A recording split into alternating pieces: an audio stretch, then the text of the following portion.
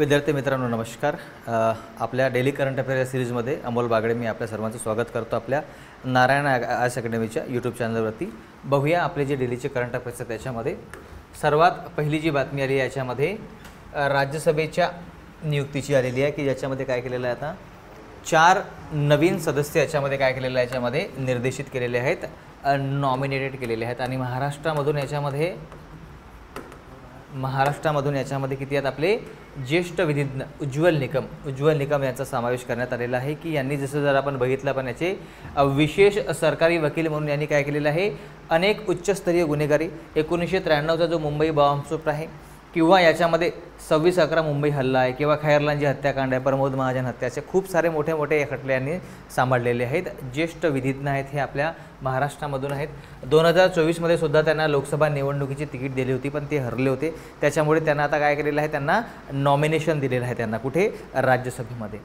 तर आता न्याय प्रक्रियेत कठोर भूमिका आणि राष्ट्रीय सुरक्षेच्या मुद्द्यांवर त्यांचे काय आहे, ठाम मत याच्यामध्ये आहे। बाकीचे जे व्यक्ती आहेत त्यांच्याबद्दल बघूया आपण याच्यामध्ये। बघा दुसरे जे व्यक्ती आहेत कोण आहेत त्याच्यामध्ये, हे आहे त्याच्यामध्ये बघा, हे उज्ज्वल निकम आहेत आणि हे जे दुसरे व्यक्ती त्याच्यामध्ये हे आहेत आपले हर्षवर्धन श्रृंगला, माजी परराष्ट्र सचिव आहे त्याच्यामध्ये। यांचं काय आहे, भारताचे राजदूत अमेरिका आणि थायलंडमध्ये, उच्चायुक्त बांगलादेशमध्ये होते आणि त्यांचं जे विशेष योगदान आहे ते कशामध्ये आहे, परराष्ट्र धोरण आंतरराष्ट्रीय संबंधामध्ये त्याच्यामध्ये यांना काय भेटलेलं आहे, हर्षवर्धन श्रृंगला यांना सुद्धा काय भेटलेलं आहे त्याच्यामध्ये राज्यसभेमध्ये नॉमिनेशन भेटलेलं आहे। त्याच्यानंतर तिसऱ्या नंबरचे आपले हे आहेत सदानंद मास्टर आणि मग ह्या जैन मॅडम आहे त्याच्यामध्ये।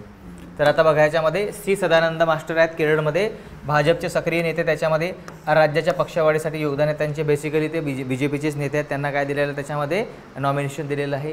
त्याच्यानंतर चौथ्याच्या बघितल्या याच्यामध्ये डॉक्टर मीनाक्षी जैन आहे, त्याच्यामध्ये त्यांची काय आहे, शैक्षणिक पार्श्वभूमी आहे, दिल्ली विद्यापीठामध्ये काय त्या गार्गी महाविद्यालयामध्ये प्राध्यापक म्हणून कार्यरत होते त्याच्यामध्ये। तर स्वदेशी शिक्षण आहेत, भारतीय भाषांवरती आधारित अनेक त्यांनी पुस्तके लिहिलेली आहेत। तर या 4 व्यक्तींना काय झालेलं आहे, नॉमिनेशन दिलेलं आहे। तर आपल्या परीक्षेच्या दृष्टिकोनातून कोणत्या गोष्टी याच्यामध्ये महत्त्वाच्या आहेत, अनुच्छेद 80 म्हणजे आर्टिकल 80 काय आहे, राज्यसभेमध्ये नामनिर्देशित सदस्य। आता टोटल जे सदस्य बघितले आपण 250 राहतात, त्याच्यापैकी 12 जे सदस्य आहेत ते नॉमिनेशन देतात, नामनिर्देशित करतात। कोण, राष्ट्रपती काय करतात, त्यांना नामनिर्देशित करतात। कोणत्या फील्डमधून करतात, त्यांना कला, साहित्य, विज्ञान, समाजसेवा या सर्व क्षेत्रांमधून। तर काय आहे, अनुच्छेद 80(1) काय म्हणते, राष्ट्रपतीला अधिकार आहे की ते 12 सदस्य राज्यसभेसाठी नॉमिनेट करू शकतात। आणि 80(3) मध्ये काय म्हटलेलं आहे, सदस्य कुठल्या फील्डमधून असले पाहिजे, या फील्डमधून, आर्ट, कल्चर, सोशल सर्व्हिस या सर्व पदांमधून। आपल्यासाठी हे जास्त महत्त्वाचं आहे याच्यामध्ये, कोणत्या कलम आहेत पॉलिटीच्या आणि कोण आपले उज्ज्वल निकम पण आहेत आणि सोबत ह्या कलम आहेत त्याच्यामध्ये। महाराष्ट्रामध्ये जर आपण बघितलं याच्यामध्ये काय आहे, मिहान डिझास्टर मॅनेजमेंट इन्स्टिट्यूट, काय याच्यामध्ये महाराष्ट्रातील पहिली राज्यस्तरीय आपत्ती व्यवस्थापन संस्था आहे। आपलं जे मिहान आहे, जसं आता हे नागपूर आहे, नागपूरकडून आपण इकडे वर्धा रोडकडे जेव्हा जातो तर इथे हा मिहान प्रोजेक्ट आहे, ठीक आहे, मिहान प्रोजेक्ट आहे। इथून जवळपास आपलं जर आंतरराष्ट्रीय जर एअरपोर्ट म्हटलं तो सुद्धा जवळ आहे, रिंग रोड पण जवळ आहे त्याच्यामधून। तर इथे काय आहे, मिहान परिसरामध्ये उतरली जाणार आहे जवळपास 10 एकर जागेमध्ये। आता महाराष्ट्रामध्ये जर बघितलं आपण तर काय आहे, फायर इंजिनिअरिंगचं कॉलेजसुद्धा आहे, नॅशनल NDRF अकॅडमीसुद्धा आहे सिव्हिल लाईन्समध्ये नागपूरमध्ये। त्याच्यामुळे काय होऊन राहिलेलं आहे, तीनही गोष्टी याच्यामध्ये काय होऊन राहिल्या आहेत, एकत्रित होऊन राहिल्या आहेत त्याच्यामध्ये, ठीक आहे, की 10 एकर जागा मिहानच्या नॉन SEZ क्षेत्रामध्ये उपलब्ध होणार आहे। कुठे, Wardha road, outer ring road आणि समृद्धी महामार्ग आणि डॉक्टर बाबासाहेब आंबेडकर आंतरराष्ट्रीय विमानतळ, 4ही गोष्टी याच्यामध्ये काय होऊन राहिलेल्या आहेत, जवळपास जवळ येऊन राहिल्या आहेत त्याच्यामध्ये। आता याची जर बघितली आपण, काय आहे, आपत्ती व्यवस्थापन कायदा अंतर्गत काय आहे, NDRF नॅशनल डिझास्टर, ठीक आहे, जी फोर्स आहे याच्यामध्ये अकॅडमी, NDRF अकॅडमी आणि फायर इंजिनिअरिंग, त्यामुळे काय आहे, नागपूर हे आपत्ती व्यवस्थापनाचे केंद्रबिंदू ठरत आहे। तसे जर आपण बघितलं याच्यामध्ये तर भारताच्या जवळपास मध्यभागी आपलं नागपूर आहे। कुठेही जर इथून आपल्याला सैन्य पाठवायचे असेल किंवा कुठूनही इथून जर मदत पाठवायची असेल तर आपल्याला जवळपास सारखाच वेळ लागतो, त्याच्यामुळे काय आहे, नागपूर एकदम काय होतं त्याच्यामध्ये केंद्रबिंदू बनत आहे। काय करेल ही संस्था, राज्यभरातील अधिकाऱ्यांना प्रशिक्षण देणार असल्यामुळे राज्यस्तरीय धोरण राबविण्यात मदत होईल त्याच्यामध्ये। याच्यामध्ये निवासी सुविधासुद्धा आहेत की प्रशिक्षणार्थी काय आहे, निवासाची व्यवस्था आहे, प्रॅक्टिकल ट्रेनिंग आहे, मास्टर ट्रेनिंग आहे. विशेषतः याच्यामध्ये काय आहे, प्रशिक्षण कार्यक्रम याच्यामध्ये आयोजित करण्यात येतील. कुठे, या डिझास्टर मॅनेजमेंट जी ऑथॉरिटी आहे याच्यामध्ये. ठीक आहे. त्याच्यानंतर बघा, नुकतीच विम्बल्डन ही झालेली आहे. याच्यामध्ये इगा स्वियातेक आहेत, ह्या कुठल्या आहेत, पोलंडच्या आहेत. यांनी महिला एकेरीमध्ये बाजी मारलेली आहे. यांनी काय केलेलं आहे, महिला एकेरीमध्ये यांनी बाजी मारलेली आहे आणि यांनी ही पदक ज्याच्यामध्ये जिंकलेलं आहे याच्यामध्ये. ठीक आहे. तसंच पुरुषांमध्ये जर आपण बघितलं याच्यामध्ये यांची काय कामगिरी आहे बघा, काय आहे की इतिहासामध्ये नोंद आहे की 1911 नंतर पहिल्यांदा विम्बल्डनच्या महिला अंतिम फेरीमध्ये प्रतिस्पर्धी खेळू एकही गेम जिंकू दिला नाही. बघा कसं आहे, 6-0 6-0, म्हणजे प्रतिस्पर्धी जी महिला होती तिला एकही पॉईंट करता नाही आला. 1911 नंतर ही पहिली आहे याच्यामध्ये आणि ही तिचे पहिले विम्बल्डन विजेतेपद आहे. 4 फ्रेंच ओपन आहेत आणि 1 US ओपन आहे. ठीक आहे. 4 ग्रँड स्लॅम होतात, ऑस्ट्रेलियन ओपन होते. ठीक आहे.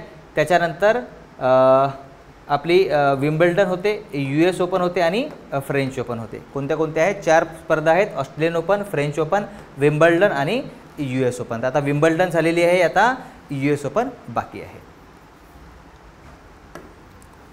सेरेना विलियम्स नंतरचा विक्रम म्हणजे 4ही ग्रँड स्लॅम जिंकणारी सर्वात कमी वयाची महिला टेनिसपटू आहे. 4 कोणते कोणते ग्रँड स्लॅम आहेत, Australian open, French open, Wimbledon म्हणजे लंडनमध्ये होणारी आणि USA ओपन म्हणजे अमेरिकेमध्ये होणारी 4ही ग्रँड स्लॅम जिंकणारी आहे. पुरुषमध्ये जर बघितलं आपण तर कोण आहे, यानिक सिन्नर आहे. कोण आहे, यानिक सिन्नर आहे. हा कुठला आहे, इटलीचा आहे. हा कुठला आहे, इटलीचा आहे आणि हा पहिला इटालियन पुरुष खेळाडू आहे ज्याने काय आहे, विम्बल्डन जिंकलेला आहे.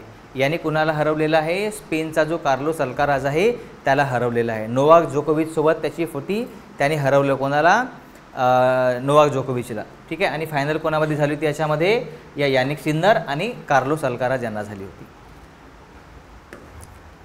त्याच्यानंतर बघा याच्यामध्ये नायक यशवंत घाटगे काय आहेत, इटलीतील स्मारक अनावरण झाले की आपले जे यशवंत घाटगे ज्यांनी महायुद्धामध्ये यांनी काय केलेलं आहे, यांनी 16 नोव्हेंबर ठीक आहे 3-5 मराठा लाईट इन्फंट्री रेजिमेंटमध्ये नायक पदावर कार्यरत होते आणि दुसऱ्या महायुद्धामध्ये 1944 रोजी त्यांनी काय केले, इटलीतील टायबर नदीच्या खोऱ्यात एकट्याने शत्रूच्या मशीनगन पोस्टवर हल्ला करत छावणी ताब्यात घेतली होती. हा पराक्रम त्यांनी केला होता म्हणून, आणि त्यांना त्याच्यामध्ये काय झाली होती, वीरगतीसुद्धा प्राप्त झाली होती. म्हणून यांच्या नावावरती काय केलेलं आहे, यांच्यामध्ये आता यांचा जन्म कुठे झाला होता बघा, पळसगाव आंबरेची वाडी, माणगाव तालुका, रायगड जिल्हा. या प्रकारे आपले हे आहे त्याच्यामध्ये की यांचा काय होऊन राहिलेला आहे, कांस्य पुतळ्याचं अनावरण इटलीच्या मॉन्टेन शहरामध्ये. कुठे होऊन राहिलेलं आहे, यांचा कांस्य पुतळा बनवून राहिलेला आहेत कुठे, मॉन्टेन शहरामध्ये होऊन राहिले आहेत. बघा यांच्यामध्ये काय आहे, स्थळ आहे मॉन्टेन इटली, भारताच्या राजदूत वाणीराव आणि मॉन्टेनचे महापौर मार्को रिनाल्डी यांच्या हस्ते होणार आहे. डिझाईन जे केलेलं आहे याचं कोणी केलेलं आहे, इटालियन शिल्पकार इमॅन्युअल वेंटानी यांनी केलेलं आहे आणि भारतीय सरकारच्या संरक्षण मंत्रालयाच्या याच्यामध्ये काय आहे, सहभाग दिसून राहिलेला आहे. तर यांचं काय होऊन राहिलं आहे, त्याच्यामध्ये स्टॅच्यू बनवून राहिलेलं आहे. कोणाचं, घाटगेंचं. त्यांचं योगदान आहे 1944 आपलं जे दुसरं महायुद्ध आहे त्याच्यामध्ये त्यांनी आपलं योगदान दिलेलं होतं. तर हे आपले आजचे काही करंट अफेअर्स होते. तुम्हाला जर व्हिडिओ आवडला असेल तर मित्रांनो नक्की लाईक आणि सबस्क्राईब करा. आपल्या MPSCच्या UPSCच्या परीक्षेच्या दृष्टिकोनातून आपण अशाच प्रकारचे जे खूप जास्त रिलेव्हंट आहेत आपल्या परीक्षेसाठी, प्रिलिम्स आणि मेन्ससाठी आपण हे करंट अफेअर घेऊन येतो. तुमचं जे मत आहे ते आम्हाला नक्की कळवा. थँक्यू.